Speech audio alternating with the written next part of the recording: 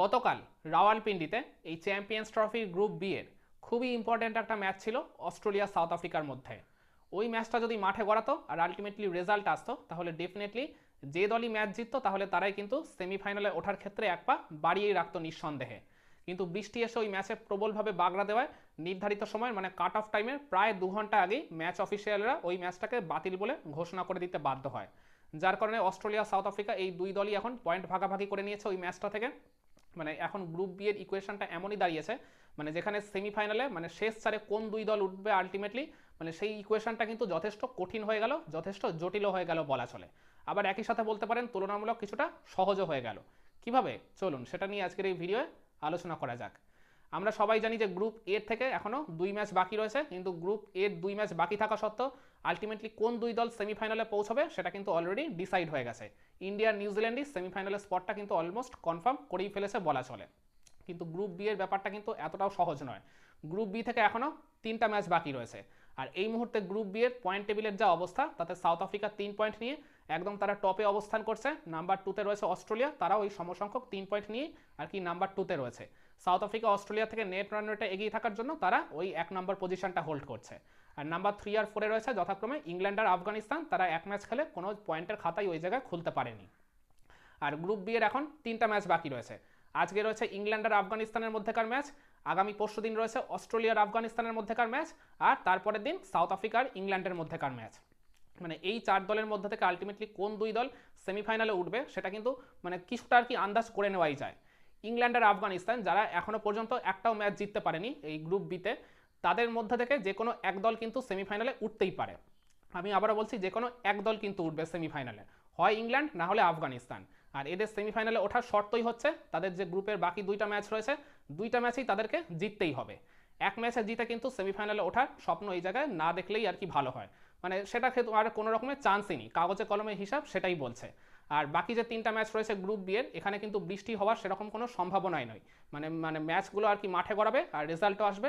তো সেই কারণে ইংল্যান্ড আর আফগানিস্তান এই দুই দলকে যদি সেমিফাইনালে কোয়ালিফাই করতে হয় তাহলে তাদের গ্রুপে থাকা বাকি 2 ম্যাচ জিততেই হবে।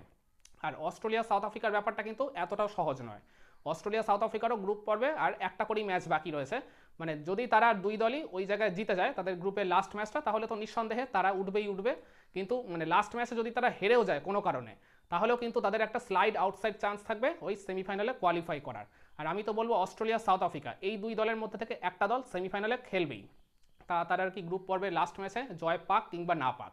ইংল্যান্ড আর আফগানিস্তানের মধ্যে থেকে যে কোনো একটা দল উঠতে পারে বা নাও উঠতে পারে, কিন্তু অস্ট্রেলিয়া সাউথ আফ্রিকার মধ্যে থেকে 2 দলই উঠতে পারে, আবার এক দল মানে নিশ্চিতভাবে উঠবেই উঠবে, এটা এখন এক প্রকার গ্যারেন্টেড। কীরকমভাবে?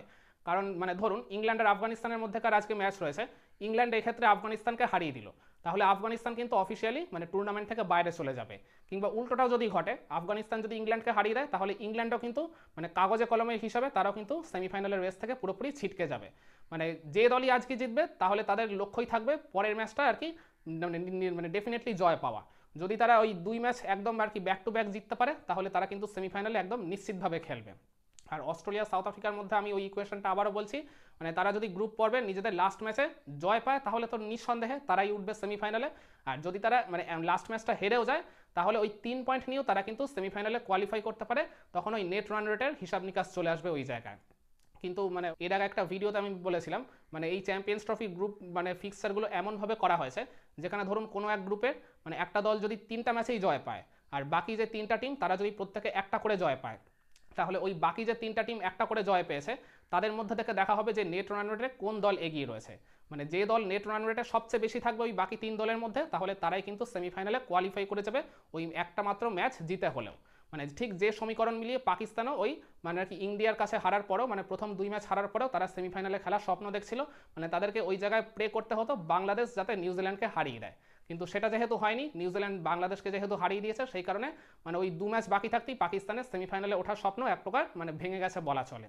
কিন্তু গ্রুপ বিতে এই অস্ট্রেলিয়া সাউথ আফ্রিকার মধ্যেকার ম্যাচটা যেহেতু মাঠে গড়ায়নি, ওই বৃষ্টির কারণে ভেস্তে যাওয়ায় পয়েন্ট ভাগাভাগি হয়ে গেছে, মূলত সেই কারণেই ওই সমীকরণটা কিন্তু এই জায়গায় মেলানো কখনোই সম্ভব নয়। মানে গ্রুপ বি থেকে আর কি কোয়ালিফাই করতে গেলে সেমিফাইনালে আপনাকে ওই জায়গায় মিনিমাম 3টা পয়েন্ট রাখতেই হবে, কিন্তু ওই মাত্র এক ম্যাচ জিতে মাত্র 2 পয়েন্ট নিয়ে এই গ্রুপ বি থেকে সেমিফাইনালে কোয়ালিফাই করা অসম্ভব। মানে কাগজে কলমে সমীকরণের হিসাব সেটাই বলছে।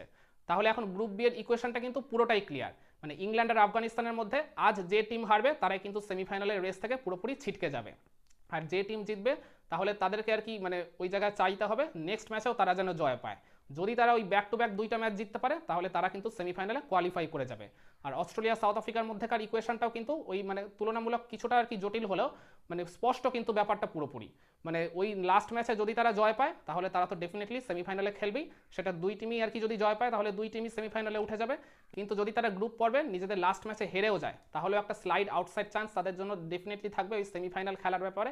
তখন ওই নেট রান রেটের সমীকরণটা চলে আসবে, যে দলের নেট রান রেট সবচেয়ে বেশি তাহলে তারাই চলে যাবে আলটিমেটলি সেমিফাইনালে।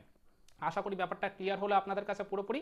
তো আপনারা কি মনে করেন গ্রুপ বি থেকে আলটিমেটলি কোন দুই দল সেমিফাইনালে পৌঁছাবে এই চ্যাম্পিয়ন্স ট্রফিতে? কমেন্ট করে আপনার মতামতটা জানাবেন নাকি।